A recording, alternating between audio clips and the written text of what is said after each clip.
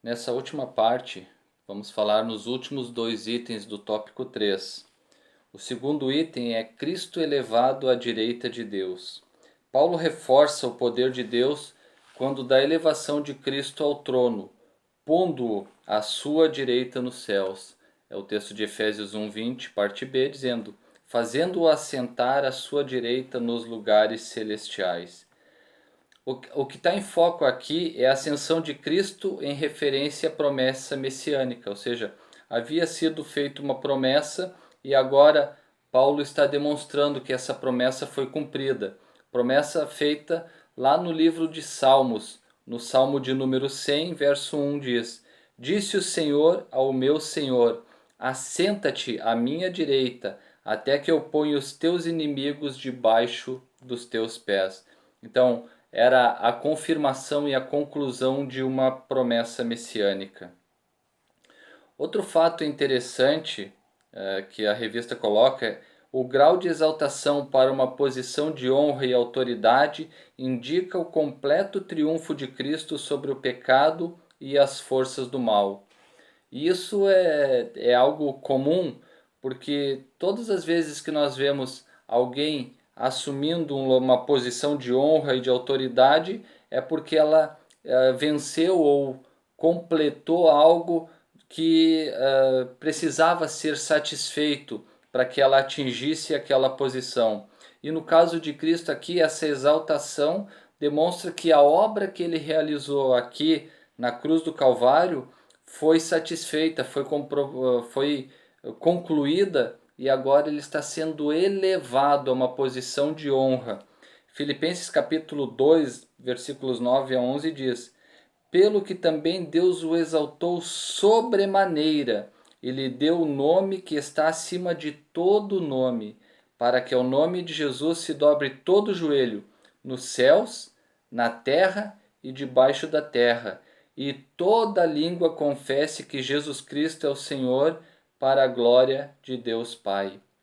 Então, demonstra que a exaltação de Cristo, ele recebeu uma autoridade tal em que toda língua um dia vai confessar: Jesus Cristo é o Senhor. Colossenses capítulo 2, versículo 15 diz: e despojando os principados e as potestades, publicamente os expôs ao desprezo, triunfando deles na cruz. Então, Jesus, através da sua autoridade e poder, pôde expor ao desprezo aos principados e potestades, para que também haja reconhecimento no reino espiritual aquilo que Cristo fez. Agora, esse triunfo de Cristo também está assegurado aos salvos, também é uma garantia para nós. 1 Coríntios capítulo 15, versículos 56 e 57 diz: o aguilhão da morte é o pecado, e a força do pecado é a lei. Graças a Deus que nos dá a vitória por intermédio de nosso Senhor Jesus Cristo. Então, através de Jesus Cristo, nós temos a certeza, a garantia de que nós também temos a vitória, em nome de Jesus. O que isso faz? Isso endossa a nossa participação na vida celestial, conforme está indicado na expressão lá que nos fez assentar em lugares celestiais.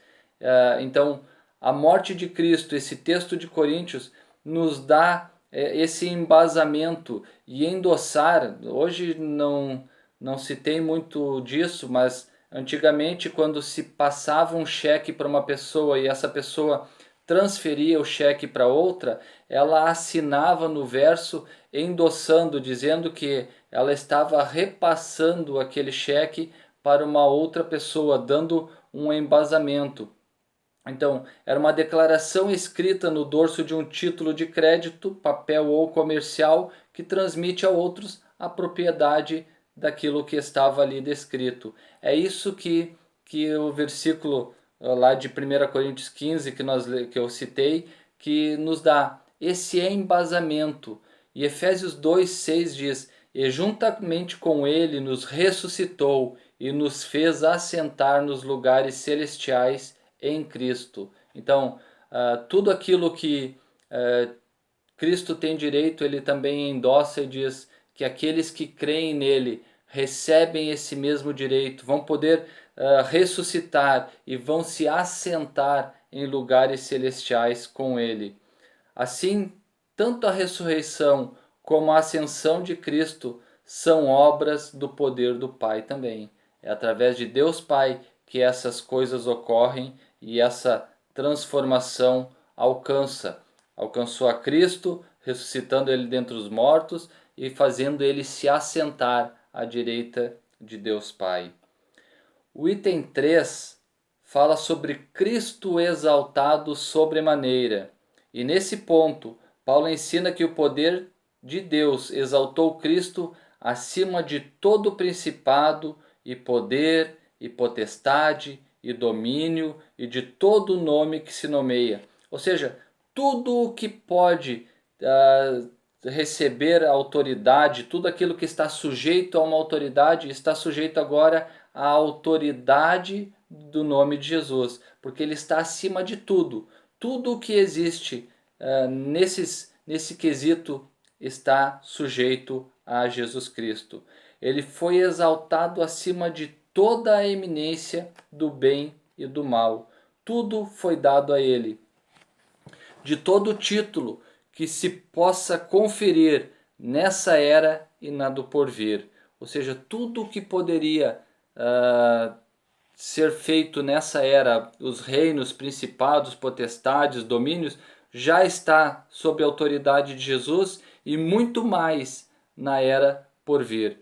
E quando se fala nesse ser exaltado acima de toda eminência do bem e do mal, ser eminente quer dizer muito acima do que está em volta. Daquilo que está à volta de determinada coisa é eminência.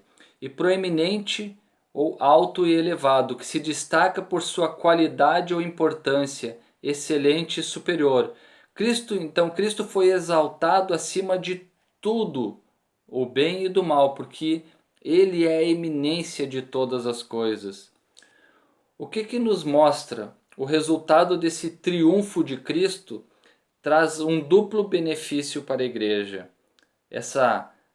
Ser exaltado dessa maneira nos dá dois benefícios. Primeiro, que Deus fez de Cristo o cabeça da igreja.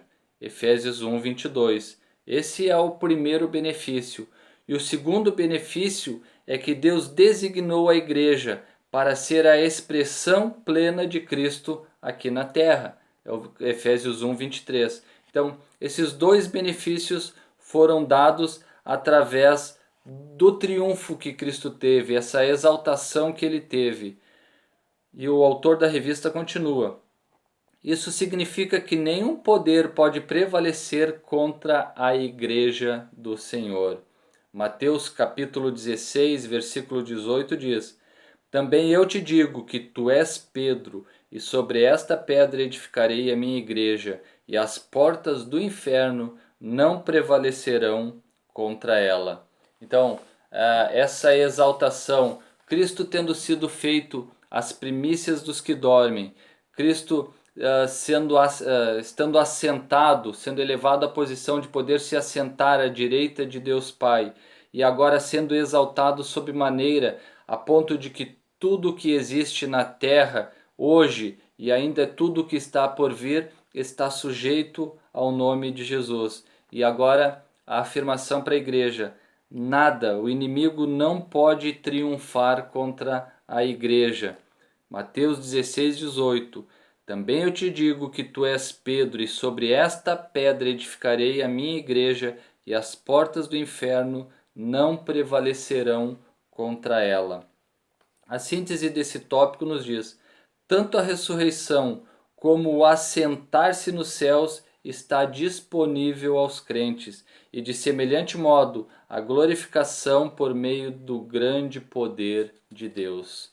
Um dia, quando Cristo retornar, e 1 João 3,2 vai dizer: olha, ainda não sabemos como ele é, porque Cristo recebeu um corpo glorificado, e nós não sabemos como ele é, mas uma certeza nós temos, que assim como Ele é, nós vamos ser também. 1 João 3,2. E a conclusão da lição nos diz: embevecido, e a primeira palavra aqui eu já precisei ir ao dicionário de novo. O que é embevecer? Causar ou manifestar admiração profunda, enlevar-se ou extasiar-se.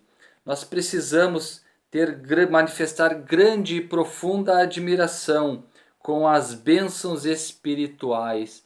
São tantas bênçãos que nós adquirimos através da obra de Cristo na cruz que nós precisamos manifestar grande admiração por elas. Paulo mantém a adoração contínua ao eterno Deus, atitude que deve ser seguida por todos os salvos. A compreensão das dádivas da salvação demonstra o excelso valor daquilo que Deus fez por nós. Seus atos poderosos viabilizam a transformação e a glorificação dos que creem. Aleluia. Então, esse é o fechamento da nossa lição, a qual nós estudamos a iluminação do crente, a iluminação espiritual do crente. E na próxima semana falaremos sobre libertos do pecado para uma nova vida em Cristo. Que Deus abençoe a vida de cada um dos irmãos, em nome de Jesus. Amém.